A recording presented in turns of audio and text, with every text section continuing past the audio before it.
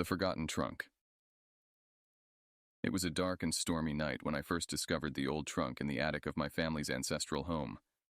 I had always been fascinated by the attic, with its creaky wooden floorboards and dusty air that seemed to whisper secrets of the past.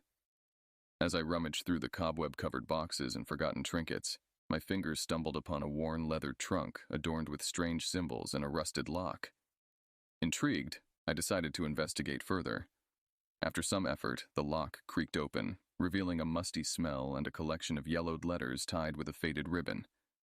As I untied the ribbon, the letters spilled out, carrying with them the whispers of the past. The letters were addressed to a girl named Emily, who lived in the house over a century ago. They told the tale of a family torn apart by tragedy and loss, of a young girl who died under mysterious circumstances in the very attic where I stood. As I read on, the storm outside seemed to intensify, the wind howling like a mournful cry. Suddenly, I heard a faint scratching noise coming from the trunk. It started softly, but grew louder and more insistent. I tried to shake off the feeling of unease, telling myself it was just the wind or a stray animal. But deep down, I knew it was something more. The scratching stopped, and an eerie silence fell over the attic. I felt a chill run down my spine as I realized I was not alone. Slowly, I turned around, and that's when I saw her.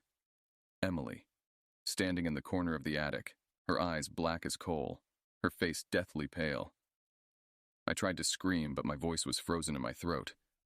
Emily began to move towards me, her eyes fixed on the letters in my hand. I tried to run, but my feet seemed rooted to the spot. As she drew closer, the air grew colder, the shadows deepening into dark, living things. And then, everything went black. When I came to, I was lying on the attic floor, the letters scattered around me. The trunk was closed, the lock rusted shut once more. I stumbled out of the attic, my heart racing with fear. I never went back up there again, but the memory of Emily's haunting gaze has stayed with me to this day. Some say that on stormy nights, you can still hear the scratching noise coming from the attic. The doll maker's revenge. I had always been drawn to the old Victorian house on Elm Street, with its turrets and gargoyles that seemed to whisper secrets to the wind. When I finally inherited it from a distant relative, I couldn't wait to explore its nooks and crannies. But it was the attic that held the greatest surprise. As I climbed the creaky stairs, a faint smell of sawdust and paint wafted down, carrying with it the whispers of a long-forgotten craft. The attic was a treasure trove of antique toys and trinkets, but one thing caught my eye. A beautiful porcelain doll with piercing blue eyes and a mischievous grin. As I reached out to touch the doll, I felt a sudden chill. It was then that I noticed the small, intricately carved wooden box beside it. The box was adorned with strange symbols and a name. Eleanor. I opened it, and a faint whisper seemed to echo through the attic. Play with me. That night, I began to experience strange and terrifying occurrences. Doors would slam shut on their own, and I would hear the sound of children laughing and playing in the dead of night. It was then that I discovered the diary of Eleanor, the doll-maker's daughter. Eleanor had been a recluse, obsessed with creating the perfect doll. But as her obsession grew, so did her madness. She began to use dark magic to bring her creations to life, and the dolls became vessels for malevolent spirits. The diary ended abruptly with a warning. They will play with you until you play no more. I tried to ignore the warning, but the occurrences grew more frequent and more intense. The dolls would move on their own, their eyes glowing with an otherworldly light.